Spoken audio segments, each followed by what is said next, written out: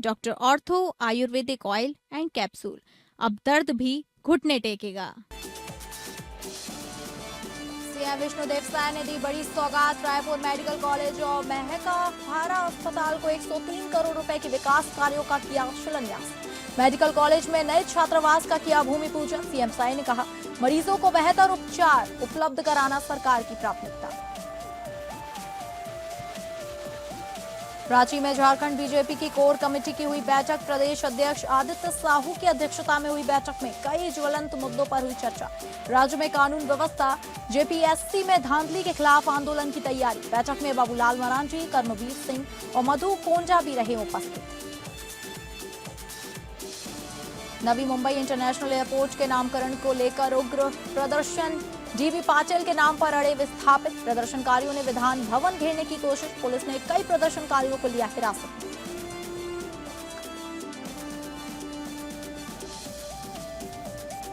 नमस्कार, आप सभी का बहुत स्वागत है स्टेट लाइव में और मैं हूं आपके साथ अंकिता सिंह। स्टेट लाइव की शुरुआत करेंगे छत्तीसगढ़ से, जहां राजधानी रायपुर के सबसे बड़े सरकारी अस्पताल मेकाहारा को मुख्यमंत्री विष्णुदेव साय ने 103 करोड़ रुपए से अधिक के विकास कार्यों की सौगात दी। मुख्यमंत्री ने अस्पताल परिसर में अधोसंरचना विकास कार्य और नए छात्रावास का भूमि पूजन किया। इस दौरान उन्होंने कहा कि मेकाहारा पूरे प्रदेश की स्वास्थ्य सेवाओं की रीढ़ है और यहां आने वाले मरीजों को बेहतर इलाज उपलब्ध कराना सरकार की प्राथमिकता है। रायपुर मेडिकल कॉलेज एवं मेकाहारा अस्पताल परिसर में आयोजित कार्यक्रम में मुख्यमंत्री विष्णुदेव साय ने 103 करोड़ रुपए से अधिक की लागत वाले विभिन्न अधोसंरचना विकास कार्यों का भूमि पूजन किया। इस अवसर पर उन्होंने मेडिकल कॉलेज परिवार का बधाई देते हुए कहा कि पिछली यात्रा के दौरान छात्रों ने छात्रावास की मांग रखी थी, जिसे सरकार ने गंभीरता से लिया और आज उसका भूमि पूजन कर मुख्यमंत्री ने कहा कि मेकाहारा प्रदेश का सबसे महत्वपूर्ण सरकारी चिकित्सा संस्थान है, जहां दूर दराज से मरीज इलाज के लिए पहुंचते हैं। खासकर कैंसर उपचार के क्षेत्र में यह अस्पताल अपनी अलग पहचान रखता है। इसी को ध्यान में रखते हुए कैंसर उपचार सुविधाओं का विस्तार, बेड क्षमता में वृद्धि और डॉक्टरों व कर्मचारियों के लिए आवासीय सुविधाओं का भी विस्तार किया जा रहा है। सौभाग्य का विषय है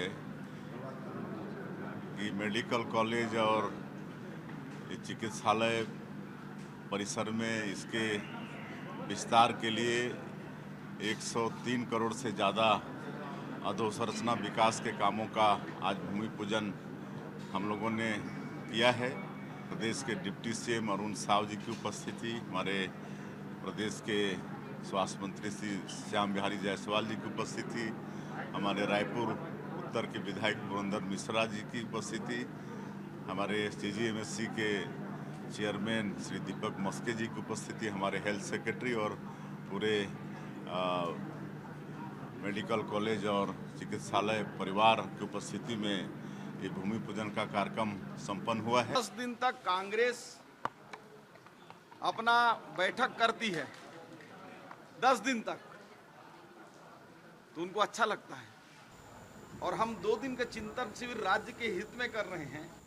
राज्यपाल रमेन डेका ने शिक्षा के क्षेत्र में डिजिटल संसाधनों को बढ़ावा देने की दिशा में महत्वपूर्ण पहल करते हुए अपने स्वेच्छा दान मत से बस्तर जिले के विकासखंड दरभा के सुदूर वनांचल क्षेत्र में स्थित स्वामी अत्यानंद उत्कृष्ट अंग्रेजी माध्यम विश्वविद्यालय मांझीगुडा चिंगपाल को 10 कंप्यूटर प्रदान किए। इसके लिए राज्यपाल द्वारा पूर्व में स्वीकृति प्रदान की गई थी। लोक भवन में आज राज्यपाल ने विद्यालय के लिए कंप्यूटरों का औपचारिक रूप से हस्तांतरण किया। इन कंप्यूटरों के माध्यम से सुदूर वनांचल क्षेत्र के विद्यार्थियों को डिजिटल शिक्षा की बेहतर सुविधाएं उपलब्ध होंगी तथा सूचना प्रौद्योगिकी के क्षेत्र में उनके ज्ञान और कौशल का विकास होगा। इस अवसर पर विधायक पुरंदर मिश्रा, राज्यपाल के सचिव डॉक्टर CR प्रसन्ना, उप सचिव सुश्री निधि साहू तथा स्वामी आत्मानंद उत्कृष्ट अंग्रेजी माध्यम विद्यालय मांझीगुंडा बस्तर के प्राचार्य उपस्थित रहे।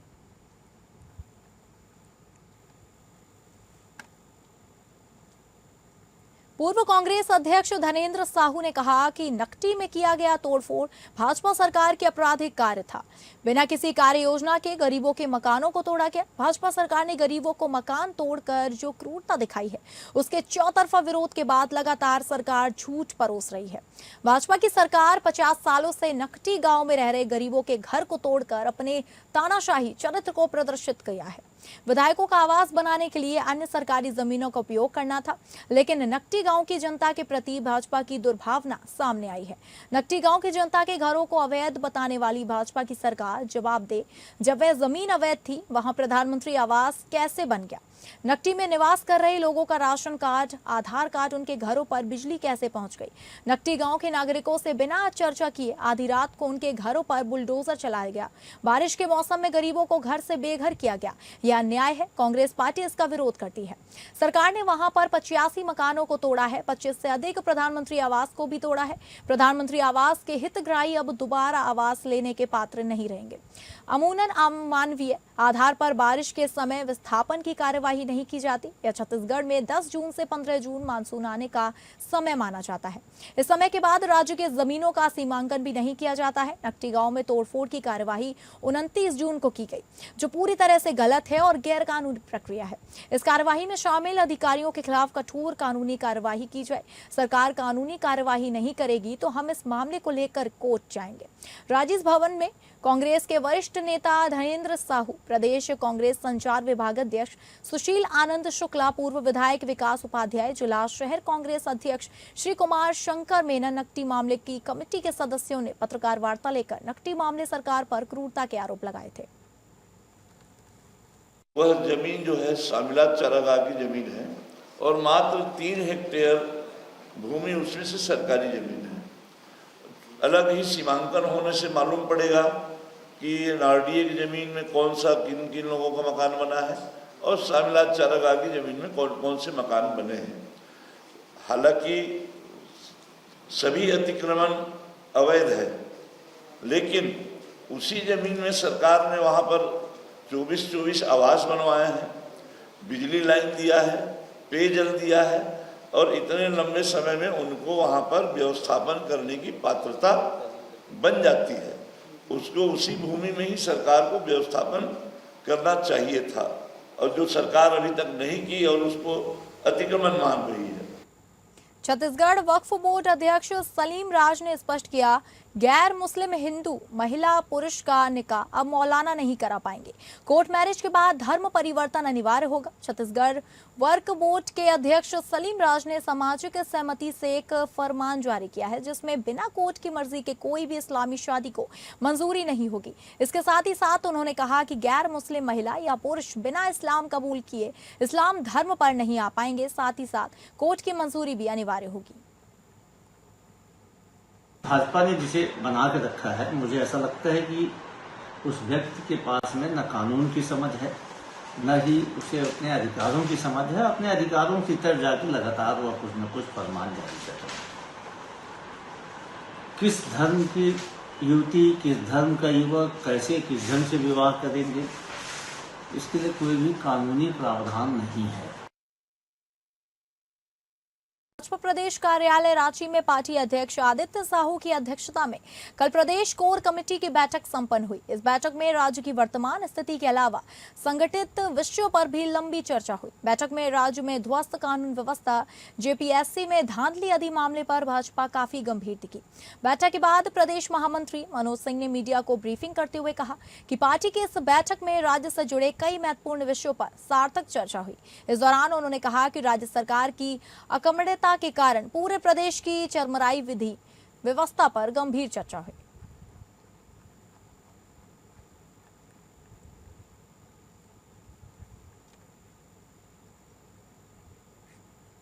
झारखंड में एसआईआर अभियान के तहत एन्यूमरेशन प्रपत्र भरने की प्रक्रिया चल रही है, जिसे लेकर रांची समेत प्रदेश के सभी जिलों में राजनीतिक दलों द्वारा राज्य के मतदाताओं की इस अभियान में भाग लेने के लिए अपील की जा रही है। तो वहीं राज्य के सत्ताधारी पार्टी झामुमो भी इस लोकतांत्रिक प्रक्रिया को लेकर सजगता बरत रही है।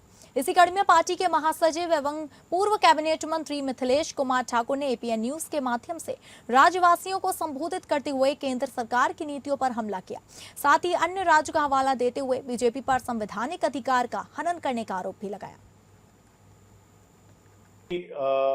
सतर्क हो गई हैं सभी जो सेक्युलर पार्टियां हैं, वो जिस तरह से एसआईआर को एक हथियार बनाकर भारतीय जनता पार्टी ने अन्य राज्यों में अपनी सत्ता हासिल करने का काम किया। एक तरह से कब्जा करने का काम किया है। तो झारखंड में हम सभी सेक्युलर पार्टियां जो इंडिया गठबंधन के सभी दल हैं, और खास करके झारखंड मुक्ति मोर्चा के कार्यकर्ता पदाधिकारी सभी लोग सभी अपने बूथों पर पूरी मुस्तैदी के साथ कोई किसी तरह का जो योग्य मतदाता हैं वो अपने मताधिकार से वंचित न हो सकें। झारखंड में हुए कथित शराब घोटाला मामले की जांच का कमान संभाल रही प्रवर्तन निदेशालय के रांची कार्यालय में राज्य के पूर्व वित्त मंत्री रामेश्वर उरांव मंगलवार सुबह पेश हुए। दरअसल ईडी द्वारा जारी किए गए दूसरे समन के बाद ही पूर्व मंत्री ने रांची के एयरपोर्ट रोड स्थित ईडी के जोनल कार्यालय पहुंचकर इस मामले से जुड़े कानूनी प्रक्रिया के तहत अधिकारियों द्वारा किए गए पूछताछ के दौरान अपना जवाब देने का फैसला लिया। गौर हो कि ईडी ने इससे पहले पूर्व मंत्री को 30 जून और उनके बेटे रोहित उरांव को 29 जून को पूछताछ के लिए बुलाया था। हालांकि दोनों निर्धारित तारीख पर कार्यालय में पेश नहीं होकर ईडी से 3 हफ्ते का अतिरिक्त समय मांगा था, लेकिन दोनों के अनुरोध पर विचार करने के बाद ईडी ने उन्हें 1 हफ्ते का समय दिया था। बुलाया गया नहीं, कुछ नहीं बोल रहा। आप फोटो लीजिए, बस हम जो बोलना होगा वहाँ बोलेंगे, और निकल के भी नहीं बोलेंगे। हम 28 साल पुलिस में रहे हैं, गवाह बोलता नहीं है बाहर। झारखंड सरकार की महत्वाकांक्षी सर्वजन पेंशन योजना के अंतर्गत राजधानी रांची में अप्रैल 2026 से जुलाई 2026 तक यानी 4 महीने की पेंशन राशि का भुगतान कर दिया गया है। इस संबंध में रांची के उपायुक्त सह जिला दंड अधिकारी मंजुनाथ भजंत्री के दिए गए निर्देश पर पहले चरण में 1,59,368 लाभुकों के बैंक खातों में डीबीटी के माध्यम से 63,74,32,000 की राशि हस्तांतरित की गई और प्रत्येक लाभुक के खाते में 4 महीने की 4,000 की पेंशन राशि भेजी गई है।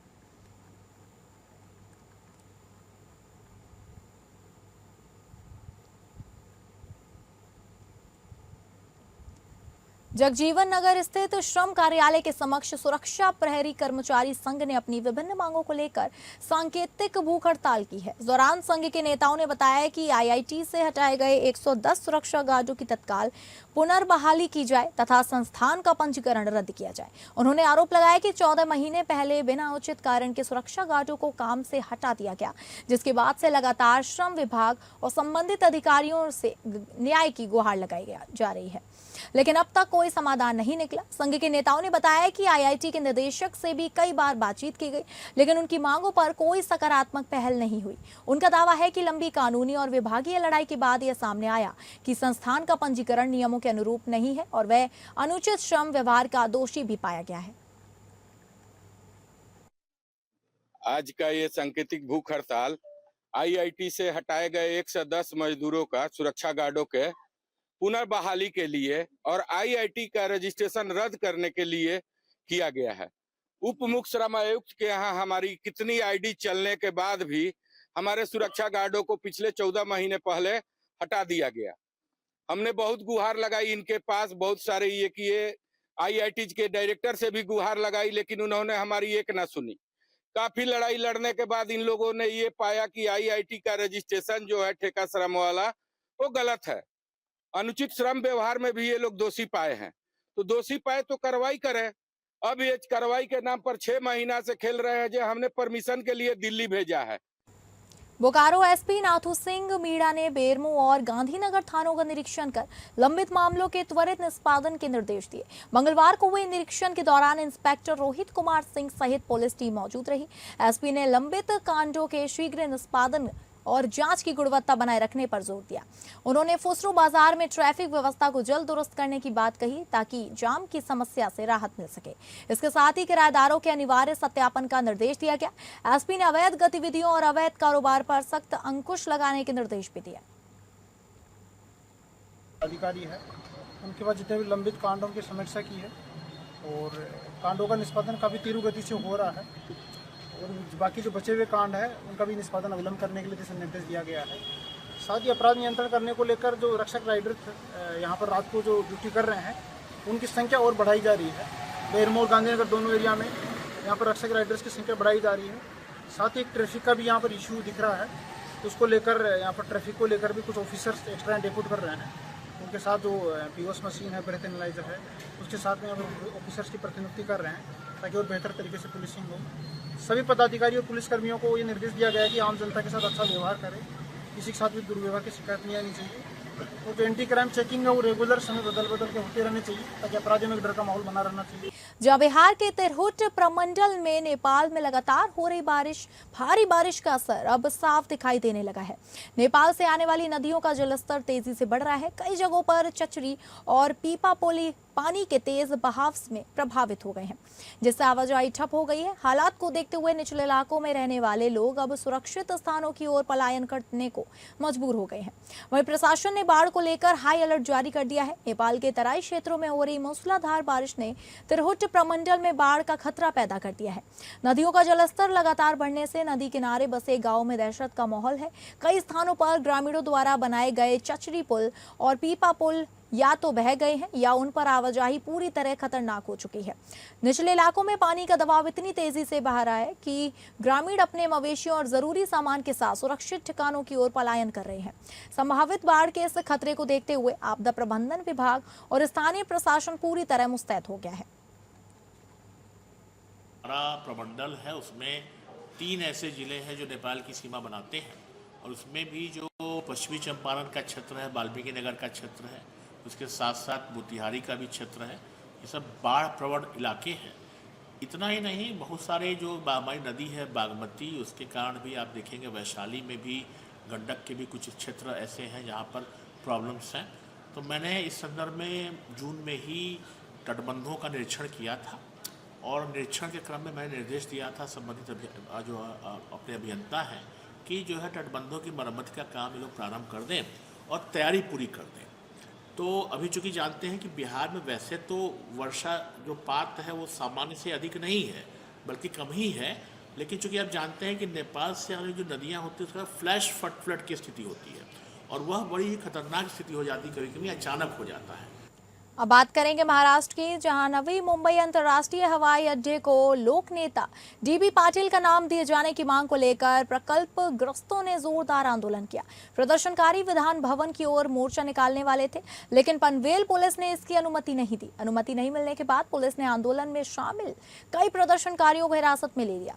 इस दौरान प्रदर्शनकारियों ने राज्य सरकार के खिलाफ जमकर नारेबाजी की और अपनी मांग को लेकर विरोध प्रदर्शन जारी रखा।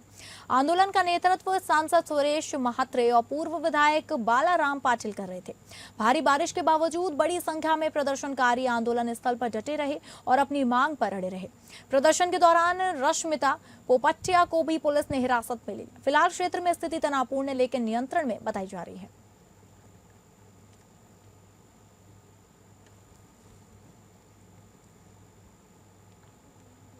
ठाणे जिले में गरज चमक के साथ लगातार हो रही मूसलाधार बारिश ने जनजीवन पूरी तरह प्रभावित कर दिया।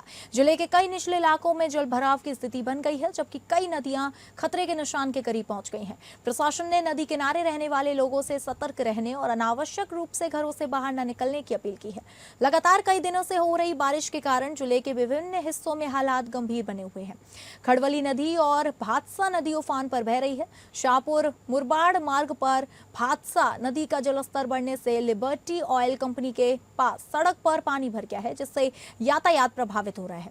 वहीं बदलापुर जाने वाले मार्ग पर भी भारी जलभराव के कारण वाहन चालकों को काफी परेशानी का सामना करना पड़ रहा है। कई स्थानों पर वाहनों की लंबी कतारें देखी जा रही हैं और लोगों को बेहद सावधानी के साथ सफर करना पड़ रहा है।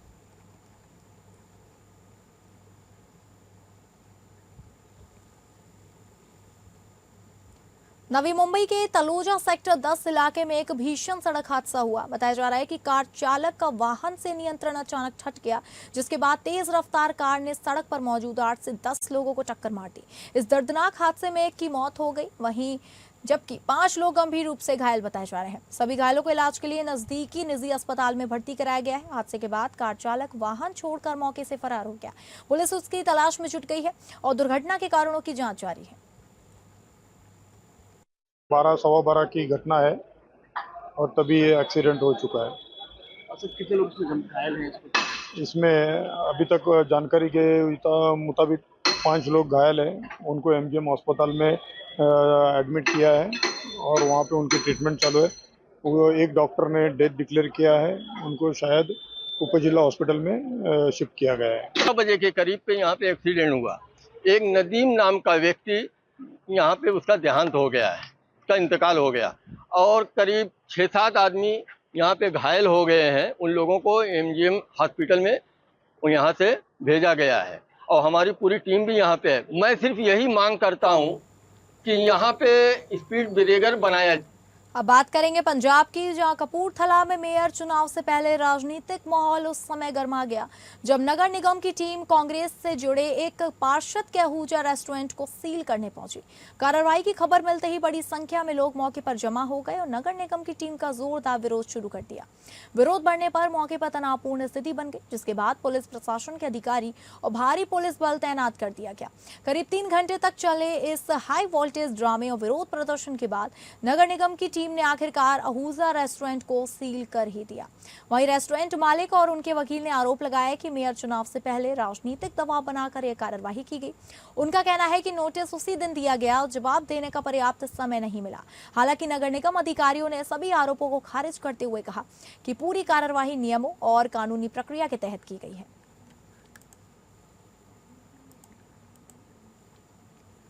तो फिलहाल स्टेट लाइव में बस इतना ही। नमस्कार।